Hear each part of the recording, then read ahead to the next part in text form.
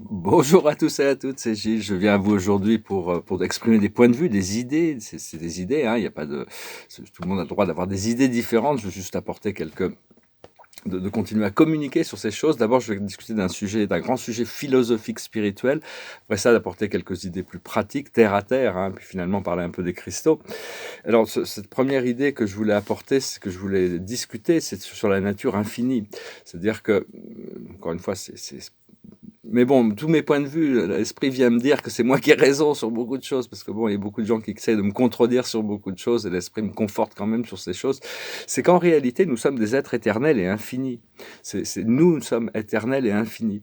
C'est-à-dire que si nous sommes éternels et infinis, c'est parce que Dieu est éternel et infini, et que avant de créer l'univers, le Père, le Fils et l'Esprit se sont réunis en conseil et ont décidé de créer les mortels à leur image. Et donc on a ce potentiel d'éternité et d'infinité, mais vu que Dieu maintient éternellement la réalité de tous les êtres et toutes les choses, on sera toujours. Jamais il y a eu de coupure dans cette effusion de la vie, hein. Donc, même si on doit changer de forme, on doit perdre notre corps physique, on doit transformer, ça c'est un procédé. Et donc, par contre, la nature de, donc, il y a une grande question au paradis. Les philosophes du paradis se posent des questions sur la possibilité qu'un jour l'univers devienne infini. Mais c'est une impossibilité dans l'esprit des philosophes spirituels. Et donc, pourquoi? Parce que l'espace, c'est ce qui est le plus proche, sur cette discussion, l'espace, c'est le plus proche de ce qui pourrait se rapprocher de l'absolu. C'est-à-dire, mais ça restera toujours un sous-absolu. C'est-à-dire que c'est ce qui s'en rapproche le plus. Pourquoi? Parce que on peut concevoir que bon, l'espace, c'est le domaine du suprême et de l'ultime. Le suprême, c'est la réalisation du temps et de l'espace, le grand univers, le vrai, le beau, le bien. Une fois qu'on arrive à transcender ça, on retourne à la source, on a transcendé, on a compris tous les sept aspects du temps et de l'espace. Nous ici, dans le septième super univers, mais il y en a 6 autres qui sont très très différents. Une fois qu'on a compris le septième, on a retourné à la source, on est renvoyé dans les 6 autres avant de compléter le programme. Mais une fois que cela est accompli, on est face à des réalités transcendantales qui sont beaucoup plus grandioses, c'est-à-dire des univers transcendantaux qui n'ont rien à voir avec le temps et l'espace, qui ne sont pas sur l'évolution des choses, qui sont sur les réalités transcendantales. Et à ce moment-là, on part à la recherche de l'ultime. Et on peut concevoir, du point de vue paradisiaque, que le cosmos continue à s'étendre de plus en plus loin du paradis. Ce cercle, c'est des énormes cercles concentriques. Il y a une manifestation des pouvoirs qui n'est pas encore complètement manifestée. On n'en est qu'au deuxième niveau d'espaces transcendantaux. Il y en a 4. Et le quatrième, on peut concevoir que le quatrième, qui sera le plus vaste, qui n'a même pas encore, du tout encore là, même si bon, tous ces niveaux ne sont pas du tout inaugurés, hein, c'est des choses pour le futur, dans le quatrième pourrait s'étendre à ce qu'on pourrait concevoir à l'infini, à l'infini, à l'infini. C'est ce qui n'aurait pas de fin. Cela dit, les philosophes du paradis se posent la question en sachant que Dieu est infini, Dieu est éternel et infini. Mais comment Dieu pourra révéler sa véritable nature infinie dans un univers matériel? Puisque l'infini par nature, on pourra toujours rajouter quelque chose. Donc ça, c'est la nature d'une déité absolue qui reste un mystère éternel. Probablement, nous, on a besoin de comprendre le suprême. Et donc, le grand univers, c'est la réalité du suprême. L'univers maître, c'est la réalité de l'ultime. Et le cosmos, c'est la réalité du suprême et de l'ultime. Donc, mais tout a été créé par un esprit infini. Donc, c'est pas facile pour nous, avec un esprit fini, de comprendre l'esprit infini. Et dans la réalité de l'esprit du raisonnement et la nécessité de réunifier la matière et l'esprit. Au paradis, la matière et l'esprit est un, donc il n'y a pas besoin de raisonnement. Tout est compris, tout est aligné. Et l'esprit infini est en parfait alignement avec la matière infinie du paradis et l'esprit du Fils éternel, la manifestation de l'esprit absolu. Et donc bon, tout ça, c'est des choses, c'est très philosophique, disons, parce que bon, mais que si vous avez besoin de sagesse, demandez à un perfectionneur de sagesse. Vous tournez lui, il a toute la connaissance. Le perfectionneur de sagesse, c'est des êtres qui viennent du paradis, qui sont parfaits, qui sont pas évolutifs. Ils sont la sagesse de Dieu. Donc vous demandez la sagesse de Dieu. Ça représente qui j'étais. Si vous voulez savoir le futur, vous tournez vers des conseillers divins. Il y en a 7 ordres, il y a 7 super univers, 7 visions des choses, 7 possibilités. Mais le septième viendra certainement, parce que nous, on est dans le septième super univers, donc il tiendra tellement. Ils ont une nature très différente. J'ai eu la chance de les croiser, les 7. Et donc, les conseillers divins représentent, c'est la plus haute autorité pour révéler Dieu. Et donc, ça parle du futur. Et généralement, quand il y a un jugement dans l'univers, c'est le censeur universel. Il y a le perfectionneur de sagesse qui dit j'étais, les conseillers divins qui disent je serai, et l'adjudiction vient à travers le censeur universel qui dit je suis. Une fois que le censeur a parlé, tout a changé, mais cette réalité dans laquelle on vit n'a jamais été censurée par un censeur. Donc, mais bon, on se rapproche de ce jour-là, il ne faut pas être pressé, hein, parce que bon, c'est Dieu qui sait quand les choses vont se passer. Et c'est un peu comme quand le censeur a parlé, c'est comme si les anciens des jours avaient parlé. Les anciens des jours, ça représente le début de la construction du temps. Ce sont des êtres divins, il n'y en a que 21, il y en a 3 qui sont stationnés au centre de chaque super univers, ce sont des super administrateurs qui s'occupent essentiellement de réalités beaucoup plus spirituelles, qui harmonisent les 100 000 univers locaux de leurs super univers. Mais tout ça, ça représente une sorte de jeunesse pour le cosmos, parce que les niveaux transcendantaux vont être, s'il y a des choses dans le futur éternel qui dépassent tout entendement, même le monde spirituel ne peut que spéculer sur ces choses, parce que les dieux ne révèlent que ce qu'ils révèlent, et les révèlent qu'au moment où ils les révèlent. Donc voilà, je vais pas parler de ça parce que bon, on m'a posé quelqu'un qui me disait l'univers est infini. Non, l'univers n'est pas infini, c'est toujours un sous-absolu. Enfin, c'est mon point de vue après ça, bon. Mais nous sommes infinis parce que notre nature est celle de Dieu. Et pour moi, tout est création, c'est-à-dire qu'un tableau, même si on n'est pas signé, même si un tableau n'est pas signé, on se doute qu'il y a bien quelqu'un qui l'a créé. C'est pareil pour l'univers, même si bon, on voit pas la signature du créateur partout. Encore, ça ne veut pas dire qu'il n'y a pas un créateur derrière toutes ces formes merveilleuses. Donc voilà, je veux juste après mes idées, je veux discuter de choses beaucoup plus pratiques. Je vais tirer quelques cartes avec le tarot des anges. Voilà. Que demande le peuple? Le passé, c'est l'accomplissement. On a quand même accompli plein de choses, hein. On s'en rend pas compte. Dans le monde invisible, on a fait plein de choses merveilleuses. On a fait ce travail intérieur. C'est parce que le travail intérieur qu'on fait est beaucoup plus puissant que les choses qui sont visibles dans le monde. Mais après ça, la cristallisation des choses de l'intérieur finit par arriver dans le monde matériel quand c'est le moment. La situation actuelle, c'est la libération. Et le futur, c'est le bonheur. La chose sur laquelle on travaille, c'est l'action juste. Et l'aboutissant, ça va être la richesse, l'abondance, la prospérité. Donc voilà, hein, on peut pas demander mieux pour ce début d'année là qui va arriver pour vraiment changer les choses. Savoir que l'univers est toujours en conspiration pour essayer de rendre nos rêves des réalités, pour nous permettre d'atteindre notre plus haute vision, de réaliser notre plus grand rêve, de nous transformer en cette plus haute version de nous-mêmes. Mais c'est dépendant de nos désirs, de nos aspirations, de ce que l'on fait à l'intérieur. Parce que bon, donc c'est une voie progressive, hein. Ce qu'il y a, c'est qu'on a tendance à s'identifier avec les réalités temporelles plutôt qu'avec la réalité éternelle et infinie, qui est la réalité du potentiel de notre âme, hein. Donc c'est vraiment important commencer à s'identifier avec cette nature divine, éternelle, beaucoup plus que sur les manifestations physiques. Parce que beaucoup de gens sont beaucoup plus confortables dans le côté superficiel des choses qu'avec les profondeurs. Parce que quand on va dans les profondeurs, on doit faire face à nos peurs. Et donc le fait de devoir maintenir cette réalité de surface, ça permet de cacher les peurs. Il y a beaucoup de gens qui sont terrifiés actuellement, hein, mais bon, il faut essayer de les rassurer. Parce que c'est des illusions qu'on a rendues réelles, hein. Il faut vraiment mettre un terme à la séparation. De croire en la séparation physique, parce que quand on croit qu'il y a une séparation physique, on la rend réelle avec nos pouvoirs inconscients. Il faut être guidé par l'amour, hein, et exprimer l'amour, quelles que soient les situations, être le plus, même si on doit se détacher de la forme physique parfois, c'est vraiment rester dans le cœur.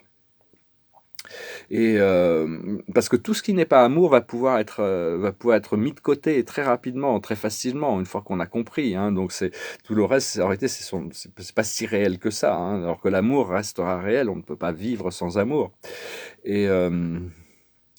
Et de ne pas s'inquiéter de ceux qui sont purement matérialistes, dans la matière ou l'ego, hein. C'est pas la peine d'essayer de les réveiller, pas la peine d'essayer de les convaincre, pas la peine, parce que ça les antagonise et ça crée des retards dans leur propre éveil. Il vaut mieux les laisser aller dans leur propre voie, hein, juste les aimer et avoir confiance qu'ils vont se réveiller, hein, quand ça sera le moment.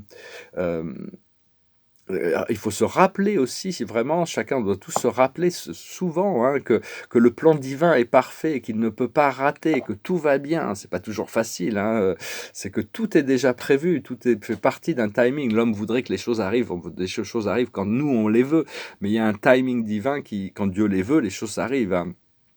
Donc, et ne pas permettre à notre esprit mental inférieur, ou même certains aspects de nous-mêmes qui sont en souffrance, de saboter ce procédé qui est ce procédé de libération et de bonheur, le moins possible, hein.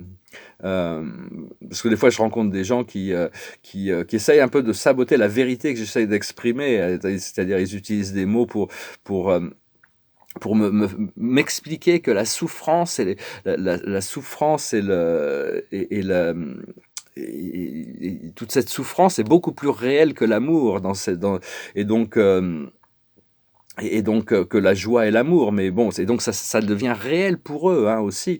Et donc j'ai arrêté d'essayer d'argumenter, hein, si c'est parce que c'est ce qui rend réel dans leur réalité, mais j'ai pas forcément envie d'adopter leurs croyances.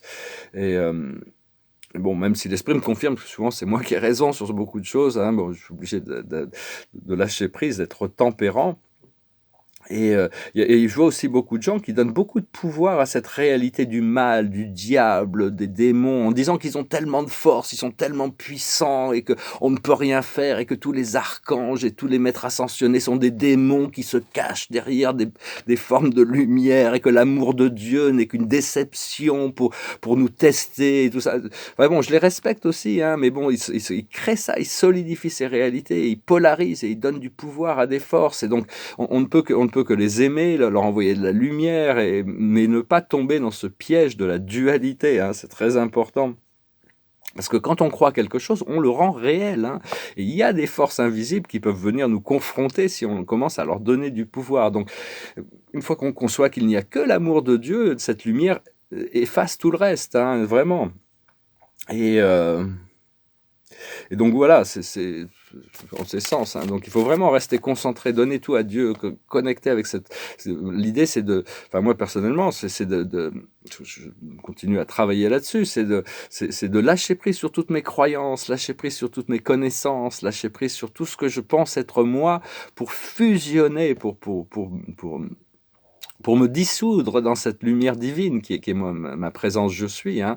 Et donc, bon, c'est vraiment ce que je recherche, parce que je sais très bien que cette présence, quand on est dans la présence, tout va bien, hein. Il y a pas, on est dans un espace qui est tellement de merveilleux, extraordinaire, magnifique, sublime, c'est au-delà de ce que l'on peut exprimer. Donc, alors la plus haute sagesse pour nous aujourd'hui, c'est rester l'observateur. Voilà, c'est rester neutre par rapport à tout ça, parce que bon, il y a beaucoup de dualités, de peurs qui vont remonter. Donc il faut essayer de guider, il faut essayer d'aimer, de continuer à aimer. Les gens, des fois, ils sont pas toujours, disons qu'ils n'ont pas toujours mais bon, ils le ressentiront quand même, hein, donc puis ils pourront peut-être en tirer un exemple et s'aider eux-mêmes avec ça. C'est l'observateur, c'est rester neutre dans toutes ces situations. Ce qu'il faut comprendre, c'est le vent du changement, c'est-à-dire que les choses sont vraiment en train de changer, hein. Le vent est en train de tourner, même si on ne sait pas dans quel sens ça tourne, ça ne peut tourner que vers le meilleur. Il faut vraiment se déterminer à choisir que ce que l'on doit faire, c'est la réparation. Il y a plein de choses qui vont devoir être réparées, équilibrées, réajuster, on doit se consoler, on doit retrouver ce sens du bien-être, de vivre dans un corps physique sur Terre, hein. Actuellement, c'est un peu dans un chaos complet, donc il faut presque ignorer toutes ces choses du monde physique qui sont draconiennes, qui sont oppressives, qui sont tyranniques. Faut rester sur l'amour, la lumière, la vérité, et amener cette vérité partout où on va, hein, de manière douce et calibrée aux gens que l'on rencontre aussi. Encore une fois, c'est juste des points de vue, hein, c'est des choses, mais enfin, c'est assez pratique quand même. Et l'aboutissant, c'est l'heure de la sieste, c'est l'idée du repos, de la cristallisation de nos rêves et nos désirs. On va pouvoir commencer à vraiment être beaucoup plus en contact avec ces pouvoirs de manifestation que l'on a. Et donc, je vais parler des cristaux aussi. J'ai mis une vidéo en dessous, là, au bas dans la boîte, juste au-dessus des commentaires, là, dans ma boîte de description. C'est une vidéo de Métatron. C'est un peu technique, hein, quand même, mais ça explique le pouvoir des cristaux. C'est très scientifique. Il faut comprendre que l'humanité, pour le moment, on peut comprendre qu'on est des êtres intelligents, nous, l'humanité, plus ou moins intelligents, disons. Mais que les animaux ne sont pas des objets de consommation. On peut les manger, mais ils ont une âme, ils ont un esprit, ils ont une intelligence, ils ont des émotions. Les arbres ne sont pas des produits de consommation, ce sont des êtres intelligents. Ils font partie de la confédération intergalactique des mondes libres. Ils sont connectés au Ashtar commun, à la fédération galactique. Ce sont déjà des êtres, ce sont des êtres divins qui sont tous connectés universellement. Et les cristaux sont des êtres intelligents qui ont les pouvoirs de communiquer. C'est arrêter de traiter les cristaux ou les pierres précieuses comme des objets décoratifs. Ils ont un pouvoir de connaissance et on va bientôt se reconnecter. Donc Métatron explique un petit peu certaines choses là-dessus. C'est assez technique, hein, mais ce on va comprendre que les cristaux vont nous amener cette nouvelle génération de technologies qui vont vraiment apporter plein de choses, hein. Il faut continuer à connecter au domaine, voilà, au champ cristallin, aux êtres cristallins, au royaume cristallin et à cette lumière croustillante, hein, on reçoit cette lumière croustillante. On utilise déjà les cristaux, hein, dans les montres, dans les microchips des ordinateurs. On utilise déjà, hein, les cristaux, mais on a tellement à apprendre des cristaux. Ce sont des êtres qui sont là, qui sont très très anciens, et donc il faut continuer à travailler sur cette connexion au monde, à cette nature cristalline, hein, aussi bien dans nos cellules qu'extérieurement. Il y a tout ça va affecter aussi bien la biologie que la technologie, et on va apprendre à programmer des cristaux. Au départ, on va certainement les importer d'Arcturus, parce que les Arcturiens sont des spécialistes dans la programmation des cristaux. Un jour, on apprendra à les faire pousser, et comme ils le faisaient en Atlantis. Et donc on va continuer à travailler avec les cristaux pendant des siècles et des siècles, hein. Donc on va développer ces technologies cristallines qui vont nous apporter une nouvelle génération de technologies.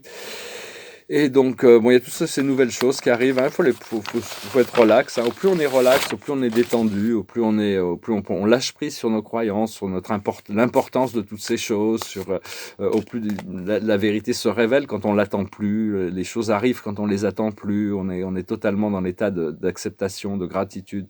Donc de plus en plus, on va rentrer dans cet état du présent éternel, parce que le passé n'existe pas, le futur n'existe pas, mais tous les passés, tous les présents existent dans le futur, dans le présent. Le présent qui est le présent de l'un, hein, le présent éternel, hein.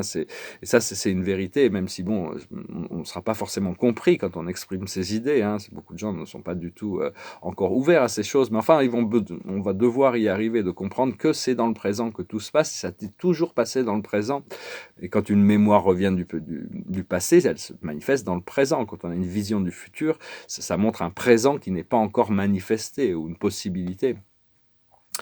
Donc voilà, j'espère que vous passez une excellente journée. Là, je sens qu'il y a toutes sortes de tout. L'esprit me dit que tout va arriver d'un seul coup, hein, pour moi, hein, tout au moins, c'est des projets, tous ces gros projets qui arrivent, et ça va être très très excitant. Je chantais une chanson qui s'appelle Que l'amour me sauve. C'était parce que l'amour, ça reste la fondation des choses, et donc on doit continuer à cultiver l'amour. C'est assez simple, il n'y a pas besoin de procédé intellectuel dans le fait d'aimer. Donc voilà, c'est une chanson de U2 et Bob Dylan, it goes like this. Love, rescue me, come forth and speak to me, raise me up and don't let me fall. No man is my enemy, my own hands imprison me. Love, rescue me. Many strangers I have met on the road to my regret, many lost to seek to find themselves in me. They ask me to reveal the very thoughts they would conceal. Love, rescue me. And the sun in the sky makes a shadow of you and I, stretching out as the sun sinks in the sea. I'm here without a name, in the palace of my shame. Said love, rescue me. In the cold mirror of a glass, I see my reflection pass. See the dark shades of what I used to be. See the purple of her eyes, the scarlet of my lies. Said love, rescue me. Yea, though I walk in the valley of the shadow, yea, I will fear no evil. I have cursed thy rod and staff, they no longer comfort me. Said love, love, rescue me. Sha-la-la, la la la la la la. Sha-la-la, sha-la-la, sha-la-la-la la la. Sha-la-la, la la la. I said love, love, rescue me. I said love, climb up the mountain. Said love, I said love, oh my love. On the hill of the sun, I'm on the eve of the storm, and my words you must believe in. Oh, I said love, rescue me. Oh yeah, oh yeah, oh yeah, yeah, I'm here without a name in the palace of my shame. I said love, rescue me. I have conquered my past, the future is here at last. I stand at the entrance to a new world I can see. The ruins to the right of me will soon have lost sight of me. Love, rescue me. Hein, sur la foi, hein, c'est une chanson sur la foi, que l'amour nous sauve. L'amour, c'est le pouvoir salvateur, hein, c'est le pouvoir du Christ actuellement. Il y a Madame Marie aussi qui est très puissante. Tous ces êtres sont très très impliqués, sont très présents. Appelez-les, ils viendront vous saluer. Vous verrez ces merveilleuses énergies qu'ils ont pour nous communiquer. Et la carte de la journée, c'est le 4 de Raphaël. Elle est en train de faire ses châteaux de sable, hein, elle est sur la plage. Elle dit, cherchez d'autres possibilités, regardez le côté magique de la vie. Prenez conscience de vos émotions. Donc voilà, hein, je vous remercie pour tout. Hein. Si vous voulez une session privée, n'hésitez pas à m'envoyer un email. Je vous remercie de vos likes, vos partages, vos commentaires, vos souscriptions et vos donations. Je vous dis à très bientôt. J'espère que vous passerez une très belle journée. Et puis, on se prépare, hein, pour cette semaine-là, cette dernière semaine de transition qui va nous préparer pour cette nouvelle année. Voilà. Merci beaucoup. Namasté.